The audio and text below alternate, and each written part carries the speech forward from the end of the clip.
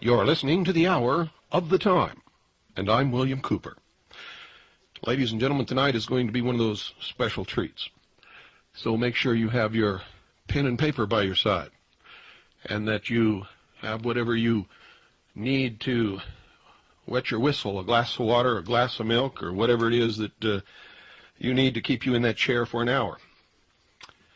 Get you a bag of pretzels, because you're not going to miss, or you're not going to want to miss, I hope you don't miss, one single word of this broadcast.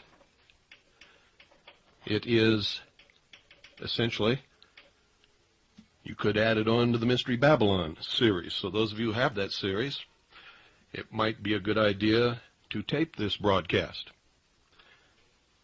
Consider it part of your continuing education into how we got here, and who's bringing it about, and what does it all mean. Tonight's not going to solve that. It's going to present you with a mystery. But nevertheless, this mystery is crucial to what is happening today. And I believe that when it's ultimately solved, what will be presented to the world will be a deception of a great magnitude, and could, in fact, literally destroy the Christian church. So if you're a Christian, you should especially listen.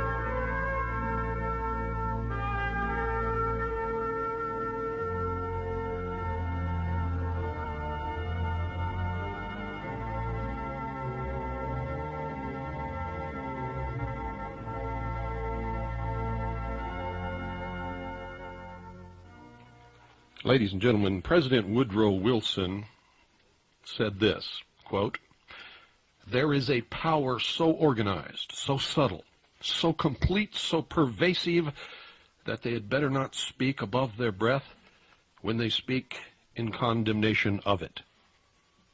End quote. Now bear in mind that this was the President of the United States of America, a very powerful man, a very well-connected man. He knew what he was talking about. History is replete with whispers of secret societies, accounts of elders or priests who guarded the forbidden knowledge of ancient peoples. Prominent men meeting in secret who directed the course of civilization are recorded in the writings of all people. The oldest on record is known as the Brotherhood of the Snake, also called the Brotherhood of the Dragon. And it still exists under many different names. The Brotherhood of the Snake is devoted to guarding the secrets of the ages and to the recognition of LuCiFeR as the one and only true God. If you do not believe in God, LuCiFeR, or Satan, you must understand, ladies and gentlemen, that there are great masses of people who do. I do not believe in racism, but millions do, and their beliefs and actions based upon those beliefs will affect me, regardless of my belief. It is clear that religion has always played a significant role in the course of these organizations.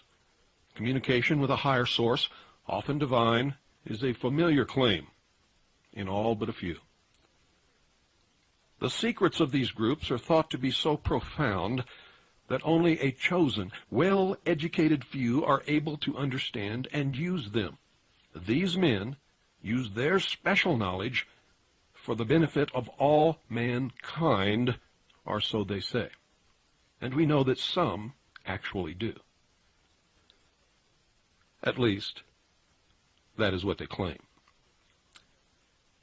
But how are we to know, since their knowledge and actions have been kept secret?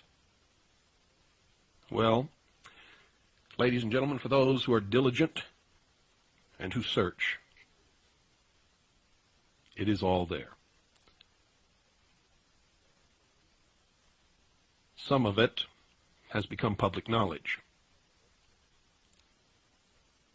The greatest percentage is hidden in esoteric writings concealed by a language of symbology.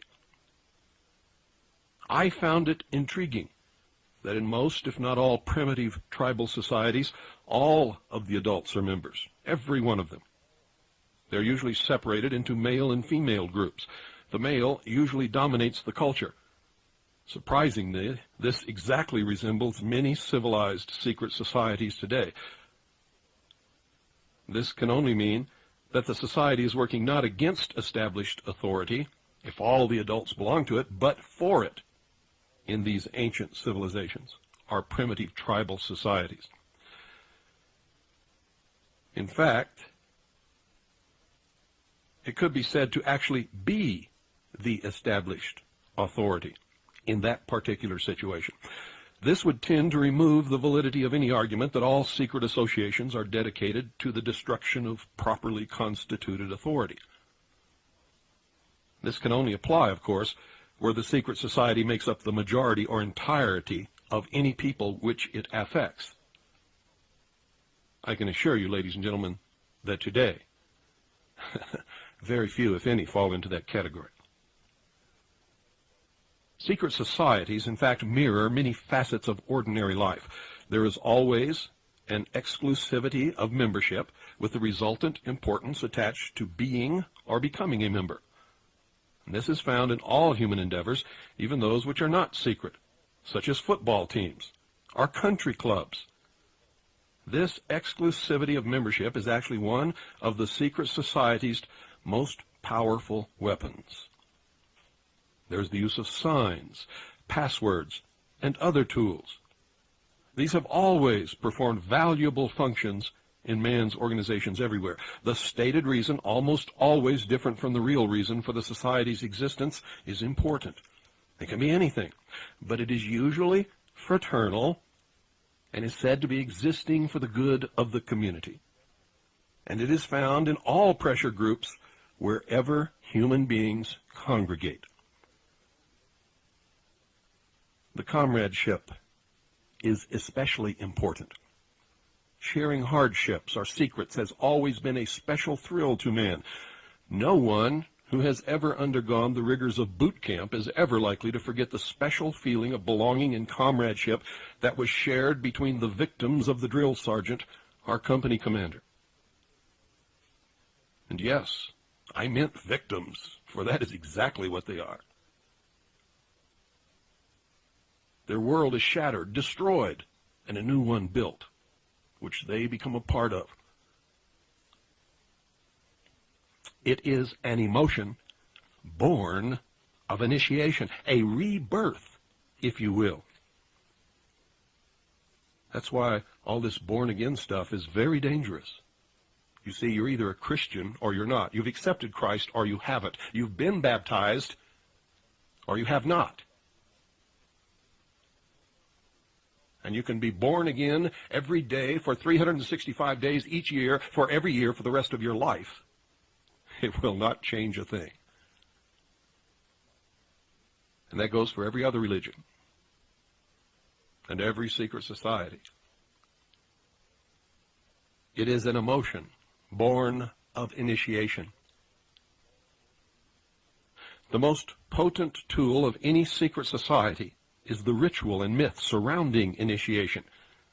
You see, these special binding ceremonies have very deep meaning for the participants.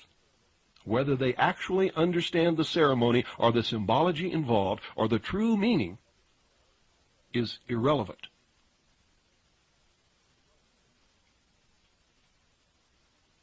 It is the specialness, the emotion,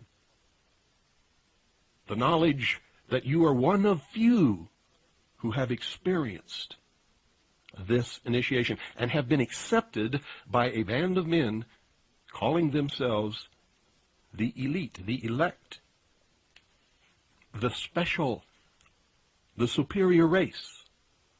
Pick one or pick all, because they usually all apply. Initiation, ladies and gentlemen, performs several functions which make up the heart and soul of any true secret society. You can form a secret society if you wish, but without some kind of special initiation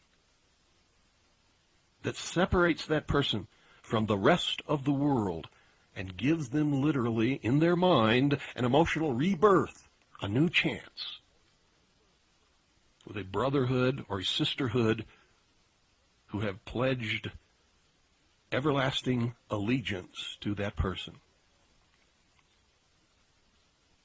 Like boot camp, the initiation into the armed forces, important aspects of human thought that are universally compelling are merged to train and maintain the efforts of a group of people to operate in a certain direction. Initiation bonds the members together in mysticism.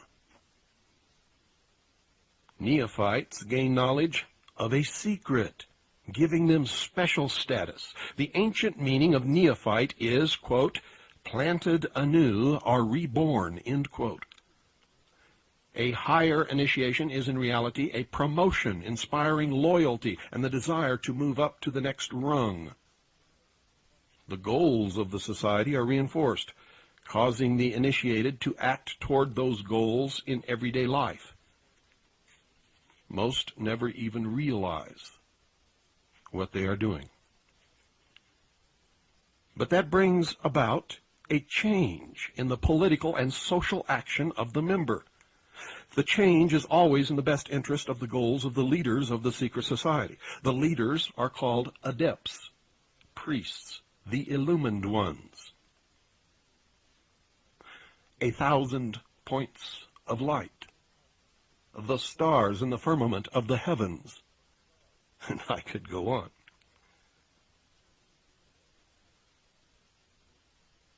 This can best be illustrated by the soldier, trained to follow orders without thinking. The result is often the wounding or death of the soldier for the realization of the commander's goal, which may or may not be good for the overall community, and certainly was not good for the soldier.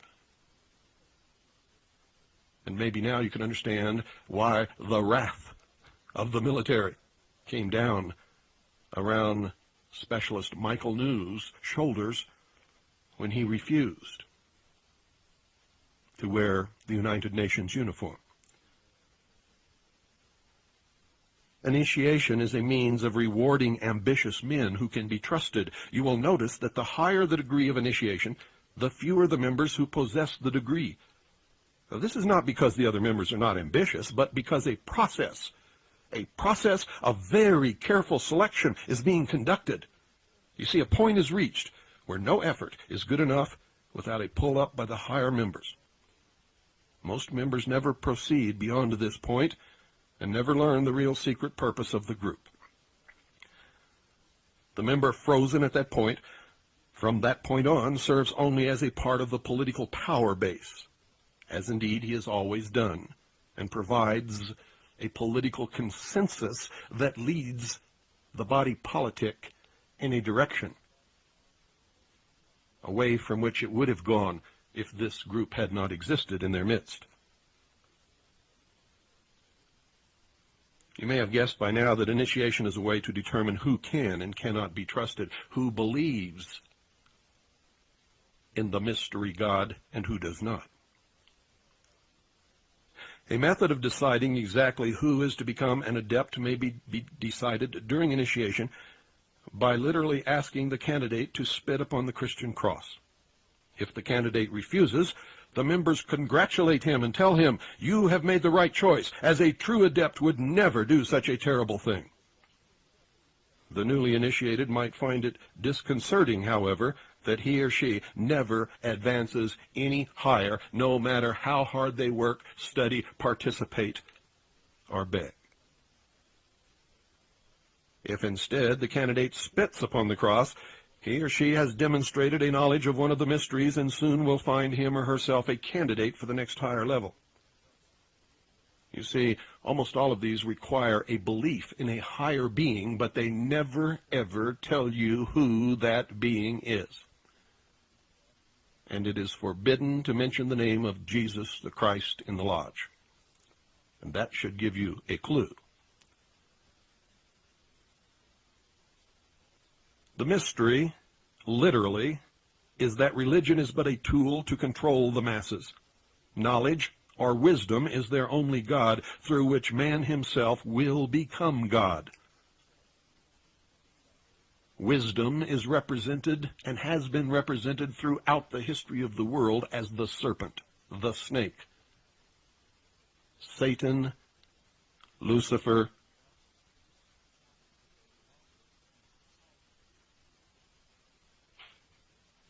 the snake and the dragon are both symbols of wisdom. Lucifer is the personification of the symbol. It was Lucifer who tempted Eve to entice Adam to eat of the tree of knowledge. Tree of knowledge. Tree of knowledge. Had nothing to do, ladies and gentlemen, with any apple. And thus free man from the bonds of ignorance. The worship, which is a lot different from study of knowledge, science, or technology, is Satanism in its purest form. And its god is Lucifer. Its secret symbol is the all-seeing eye in the pyramid. Undesirable effects of secret societies and their aura of mystery has sometimes given them the reputation for being abnormal associations, or at the very least, strange groups of people. Whenever their beliefs are those of the majority, they are no longer considered antisocial. A good example is the Christian Church, which was at one time a secret society under the Roman Empire. They were a minority, persecuted. In fact, the open, friendly secret society actually ruled most, if not all, of the known world at one time after when the Roman Empire became literally the Vatican. And the emperor became the Pope. It was a marriage. You see, the small cult of Christians were threatening the empire. And no matter how many they killed, 3 times as many sprang up to take their place. So very, very wise Roman Empire named Constantine. Actually, he was not the empire, even though I'm sure he thought he was. He was the emperor. He married the Roman pantheon of gods with the teachings of this cult called Christianity, or Christians, and created what is now today known as the Catholic Church, from which all other Christian churches sprang.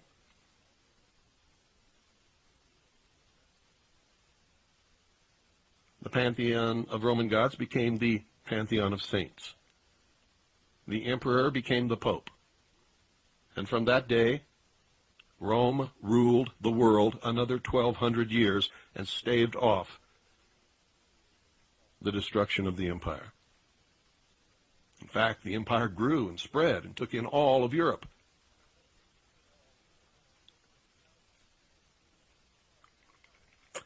Most secret societies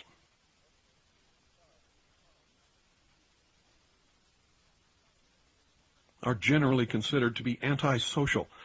They're believed to contain elements that are not liked or are outright harmful to the community in general. This is exactly the case in some instances. Communism and fascism are secret societies in many countries where they are prohibited by law. In this country, the Nazi Party and the Ku Klux Klan are secret societies due mostly to the fact that the general public is disgusted by them. Their activities are sometimes illegal, thus the secrecy of their membership. The early Christians were a secret society because Roman authorities considered them from the start to be a dangerous group to imperial rule. The same was true of the followers of Islam. At least some of these true believers, working in secret, accomplished what would turn out to be for the eventual good of society. The Drusid and Yazidis in Syria and Iraq consider the Arabs a dangerous secret society dedicated to the takeover of the world. The Arabs today think the same of the Jews. Catholics and Freemasons used to have precisely the same ideas about each other. Now, at the highest levels, they are one organization, documented in a book entitled The Broken Cross by Piers Compton.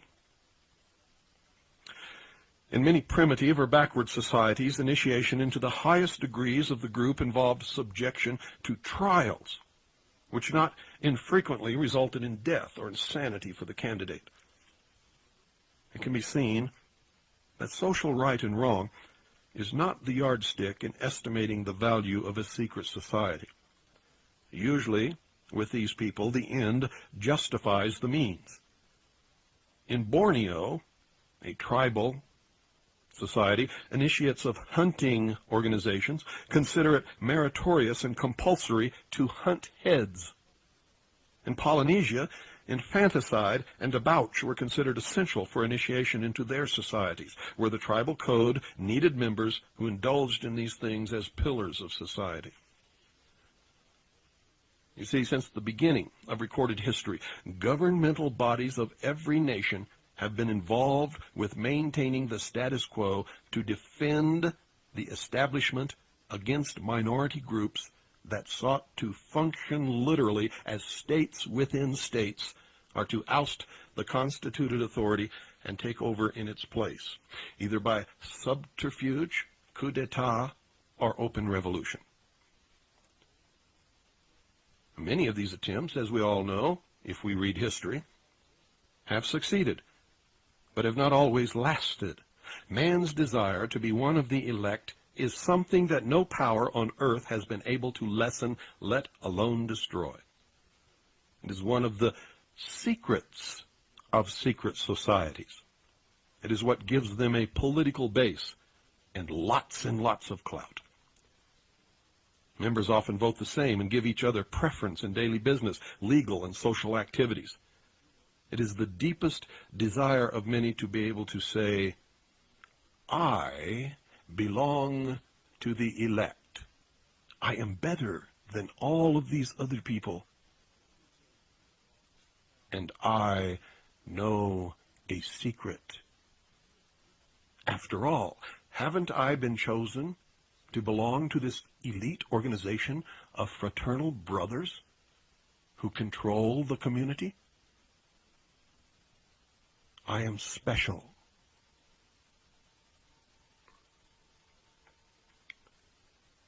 Houses of worship and sacrifice existed in all of the ancient cities. They were, in fact, temples built to honor the many gods.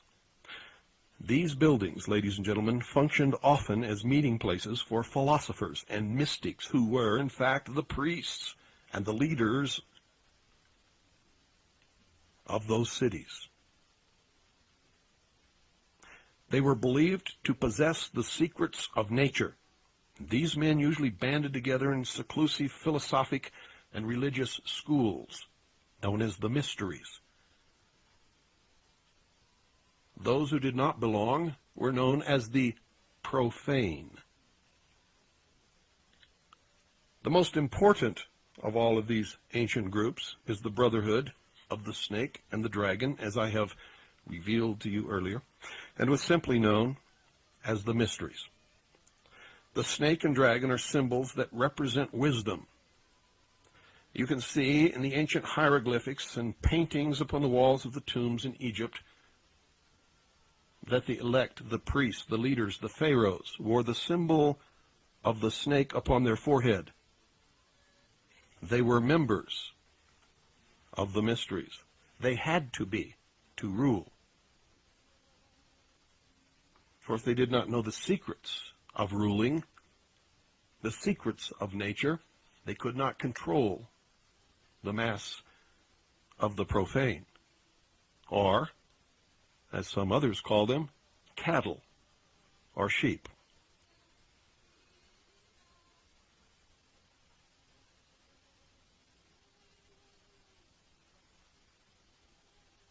The father of wisdom, ladies and gentlemen, is LuCiFeR, also called the light bearer. The focus of worship for the mysteries was Osiris in Egypt, another name of LuCiFeR. Osiris was the name of a bright star that the ancients believed had been cast down onto the earth. The literal meaning of LuCiFeR is bringer of light. The star is bright. The truth is light. Republic of Texas. Osiris was the name of a bright star that the ancients believed had been cast down onto the earth. The literal meaning of LuCiFeR is bringer of light, or the morning star. Many people have it all wrong. They look to the sky to find the morning star and they point to Venus. And they are wrong. The star that rises in the morning, ladies and gentlemen, is the sun. The sun.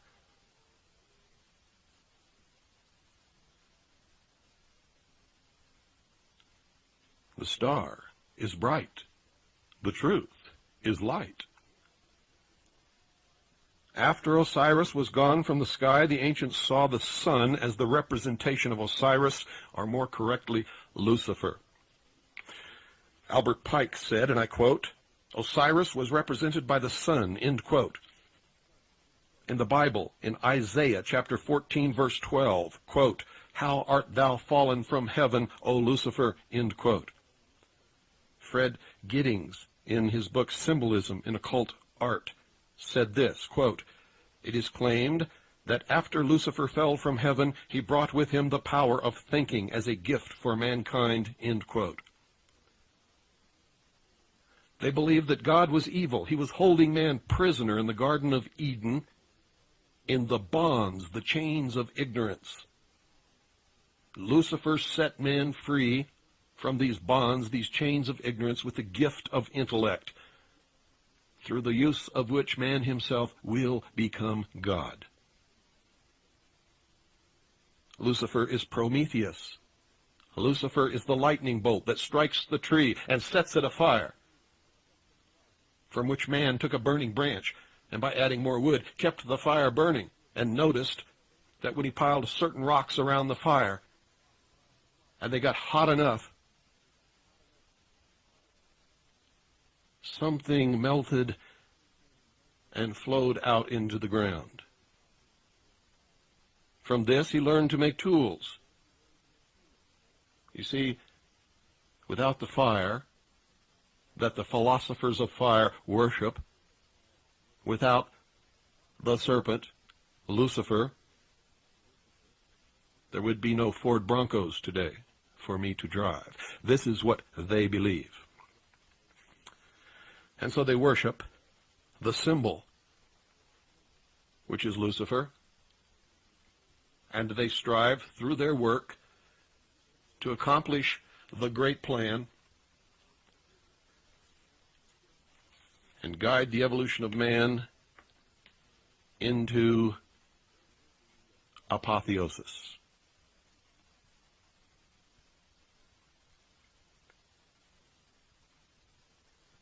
Most of the greatest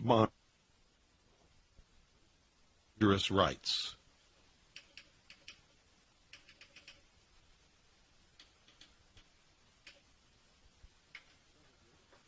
some of which were very cruel. Most of the greatest minds that have ever lived were initiated into the society of mysteries by secret and dangerous rites, some of which were very cruel.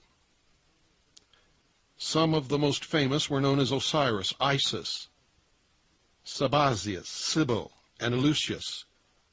Plato was one of these initiates, and in his writings he describes some of the mysteries and his own initiation.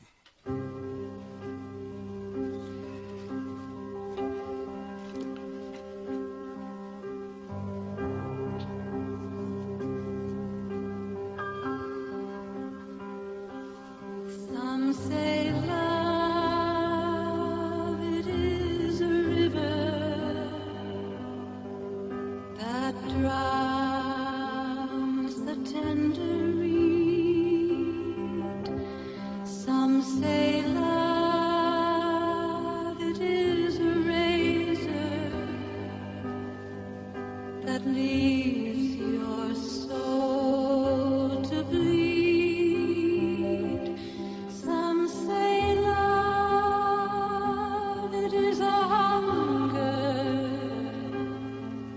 an endless aching need. I say love, it is a flower, and you,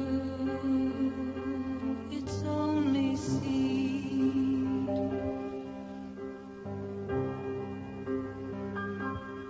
It's the heart that fears the breaking, that never learns the dance. It's the dream afraid of waking, that never takes a chance. It's the one who won't be taken, who cannot seem to give, and the soul afraid of dying, who never learns to live.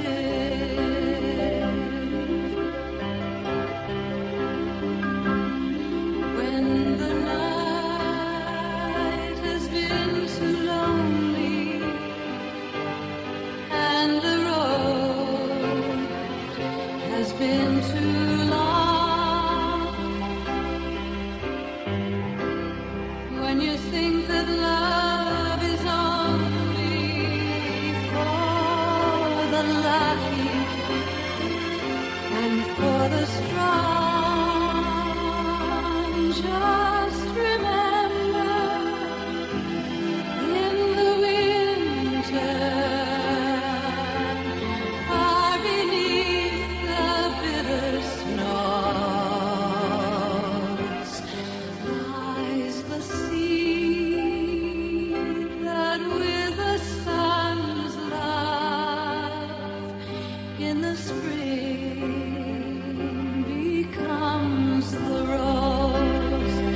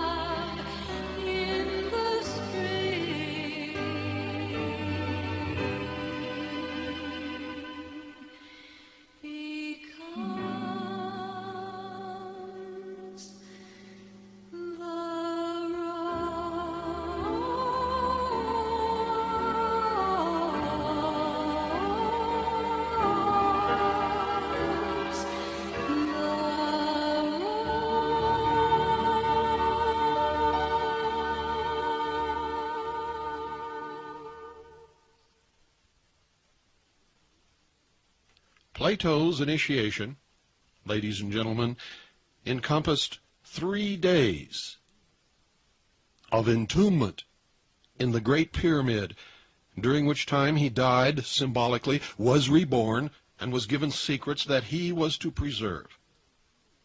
Plato's writings are full of information on the mysteries.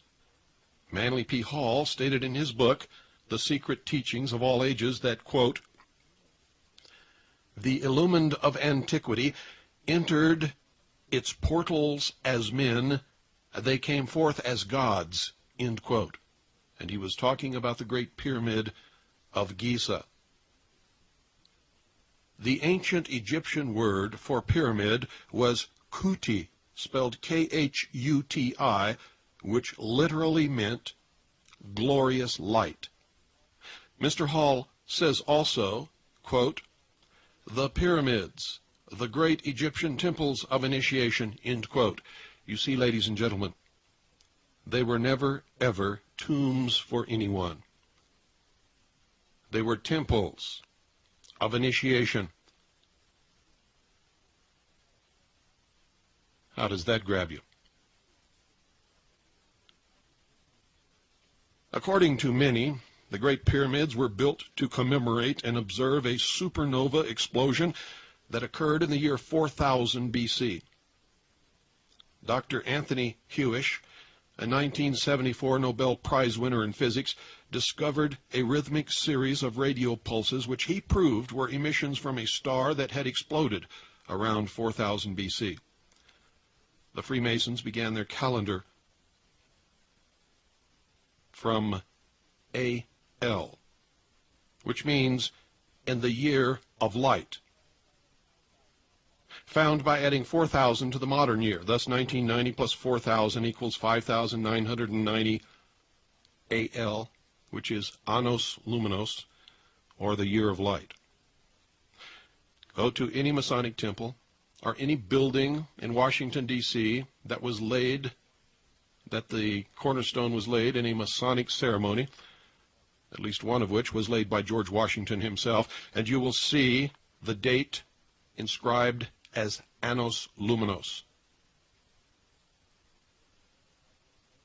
George Mikanowski wrote in The Once and Future Star that the ancient Sumerian cuneiform described a giant star exploding within a triangle formed by Zeta Pupae, Gamma Velorum, and Lambda Velorum, located in the southern sky.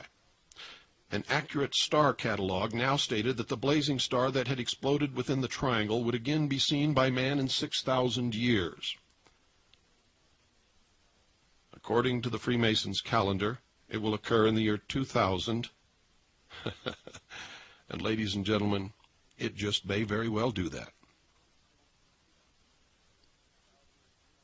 And in the year 2000, simultaneously, supposedly, from what I have been told and from what I have learned from my research, a vault containing the ancient records of the earth will be opened in Egypt. I predicted that they would find a passageway beneath the Sphinx, and they have, within the last couple of years, actually discovered the passageway that I had predicted. They do not know where it leads yet. The return of Lucifer, represented by this great light in the sky, also described by Malachi Martin in his book, The Keys to This Blood, written with the blessings of the Pope, described that the Pope is now waiting for a great light which will appear in the heavens, signaling the greatest return of humanity to the church in the history of the world. Malachi Martin describes this event as a fission event. A fission event, ladies and gentlemen, is an atomic explosion. Could this have something to do with the plutonium on board the spacecraft known as Galileo, which, according to NASA's own figures, will go into a decaying orbit and plunge into the center of Jupiter sometime around December of the year 2000.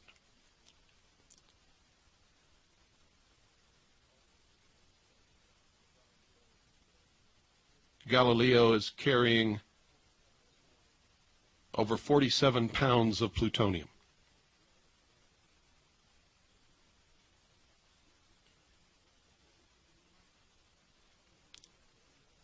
The return of LuCiFeR and the opening of the vault will usher in the millennium.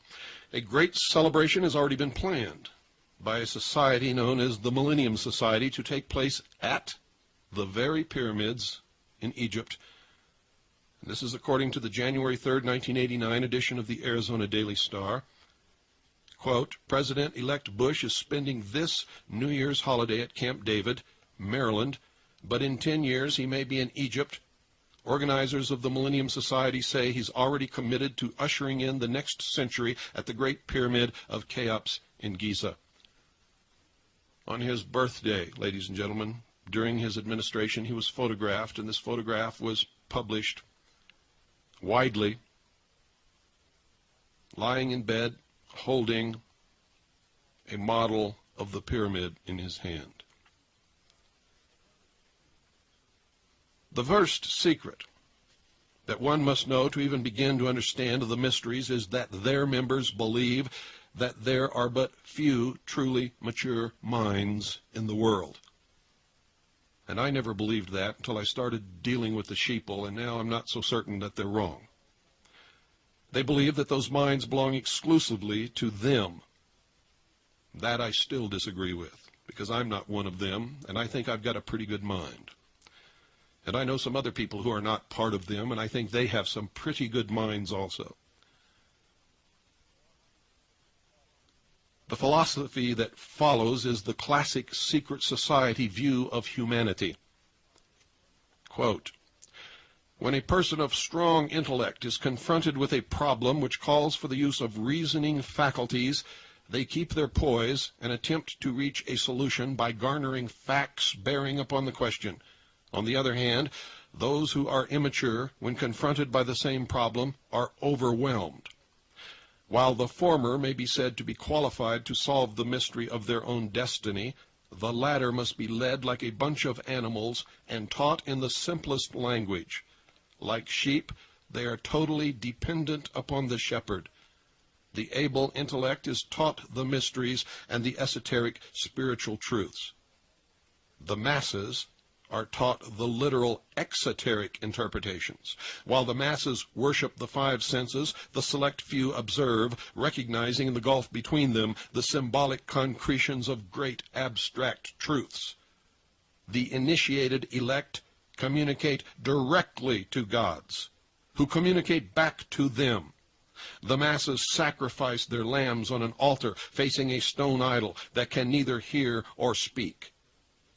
The elect are given knowledge of the mysteries and are illumined and are thus known as the Illuminati, or the illuminated ones, the guardians of the secrets of the ages, end quote. 3 early secret societies that can be directly connected to a modern descendant are the cults of Roshania, Mithras, and their counterpart, the Builders. They have many things in common with the Freemasons of today, as well as with many other branches of the Illuminati. For instance, common to the Brotherhood are the symbolic rebirth into a new life, without going through the portal of death during initiation, reference to the lion and the grip of the lion's paw in the Master Mason's degree, the 3 degrees, which is the same as the ancient Masonic rites, before the many other degrees were added, the ladder of 7 rungs, men only, and of course, the all-seeing eye. And you might ask, after hearing this broadcast, here we are in America.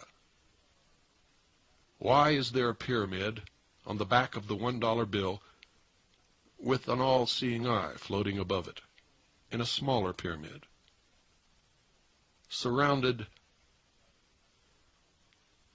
by rays of light?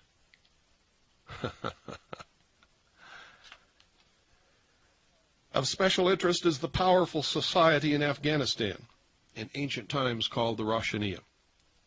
are the illuminated ones. There are actually references to this very mystical cult going back through history to the House of Wisdom at Cairo.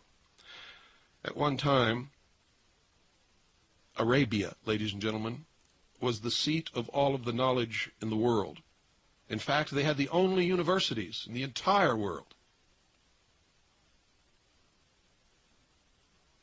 The major tenets of this cult were the abolition of private property, the elimination of religion, the elimination of nation-states, the belief that illumination emanated from the Supreme Being who desired a class of perfect men and women to carry out the organization and direction of the world, belief in a plan to reshape the social system of the world by first taking control of individual countries one by one, and the belief that after reaching the fourth degree, one could communicate directly with the unknown supervisors who had imparted knowledge to initiates throughout the ages.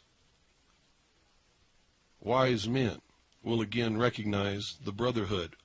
In fact, the Brotherhood today believes in these very same tenets. And if you are indeed observant, you can see that this is exactly what they have done and what they are in the process of completing. It's called socialism. Can you hear the echo of the Nazi Party? These liars, these deceivers, call those of us who love liberty and freedom and who would restrict the power of government and who would be responsible for our lives, Nazis. It is one of the greatest deceptions of the modern age, ladies and gentlemen, for Nazis were socialists.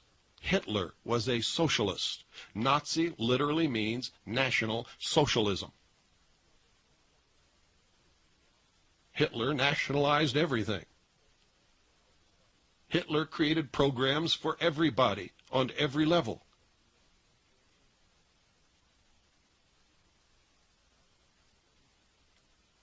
Nazis, ladies and gentlemen, are not right-wing, freedom-loving, responsible individuals.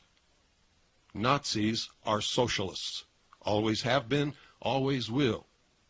Socialism is the father of fascism, which is a marriage of the social state with the corporate elite.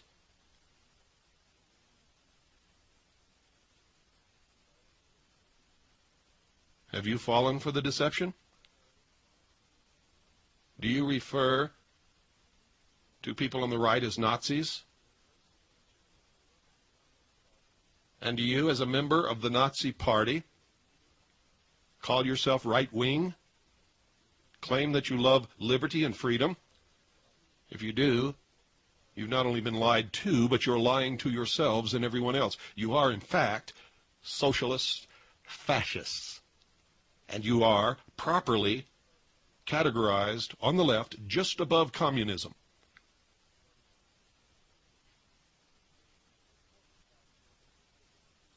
The important fact to remember is that the leaders of both the right and the left are a small, hard core of men who have been and still are illuminists, or members of the Brotherhood. They may have been or may be members of the Christian or Jewish religions, are atheists or Buddhists, but that is only to further their own ends. Remember, the end justifies the means. They are and always have been Luciferian and internationalists. Today, the Southern Baptist Church is in the total control of the Freemasonic Lodge. They give allegiance to no particular nation, although they have used on occasion nationalism to further their cause. Their only concern is to gain greater economic and political power. The ultimate objective of the leaders of both groups is identical. That is why it doesn't make any difference whether you elect Democrat or Republican. The result has always been the same. And we go closer and closer to one world totalitarian socialist government. After all, wasn't it George Bush, a so-called right-wing conservative Republican who first used the term New World Order? They are determined to win for themselves undisputed control of the wealth, natural resources, and manpower of the entire planet. They intend to turn the world into their conception of a Luciferian, totalitarian, socialist state. In the process, they will eliminate all Christians, Jews, and atheists. And that's why you better stop picking on the Jews. The Jews who are involved in this, who call themselves Jews, are not Jews at all. And doesn't the Bible tell you something about that? Those Jews who really are Jews will be eliminated, along with fundamentalist Muslims. You've just learned one, but only one, of the great mysteries of what is coming in the future. The Rosh Hashanah also called themselves the Order. Initiates took an oath that absolved them from all allegiance except to the order and stated, quote, "I bind myself to perpetual silence and unshaken loyalty and submission to the order. All humanity which cannot identify itself by our secret sign is our lawful prey," end quote. The oath remains essentially the same to this day. The secret sign was to pass a hand over the forehead, palm inward. The countersign to hold the ear with the fingers and support the elbow in the cupped other hand. Does that sound familiar? Have you seen people exchange these signs right before your nose, and you knew not what was happening? There are many other signs, a handshake, and many others. The 5 points of fellowship. The order at the highest level is known as the Order of the Quest, or the Jason Society. The cult preached that there was no heaven, no hell, only a spirit state completely different from life as we know it. The spirit could continue to be powerful on earth through a member of the order, but only if the spirit had been itself a member of the order before its death. Thus, members of the order gained power from the spirits of the dead members.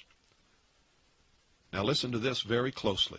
And if you attended the Cure Convention in Wichita, Kansas, this last weekend, listen very carefully. You're going to learn something. The Rosh Hashanah took in travelers as initiates and then sent them on their way to found new chapters of the order. It is believed by some that the assassins were a branch of the Rosh Hashanah. Branches of the Rosh Hashanah are the illuminated ones, are the Illuminati, existed and still exist everywhere. One of the rules was not to use the same name and never mention the Illuminati. That rule is still in effect today. I believe that it is the breaking of this rule that resulted in Adam Weishaupt's downfall. And ever since that day, ladies and gentlemen, they call themselves fellow travelers. And this last weekend at the Cure Convention, one of the candidates for president, who was nominated but was nominated to be considered for the nomination but was not elected, in his farewell speech, said that he was so happy to have met so many fellow travelers during the Cure Convention. All of you should read again the works of Hegel. The entire, and I mean the entire text of tonight's broadcast was taken from my book, the chapter entitled Secret Societies in the New World Order.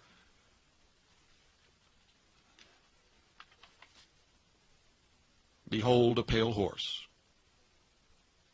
I wrote this over 5 years ago, ladies and gentlemen. Much of it I wrote 6 and 7 years ago. And it has been the underground bestseller ever since its publication. And that's not a pitch to buy it. That's just my normal source so that you'll know where the information came from. Good night, and God bless each and every single one of you.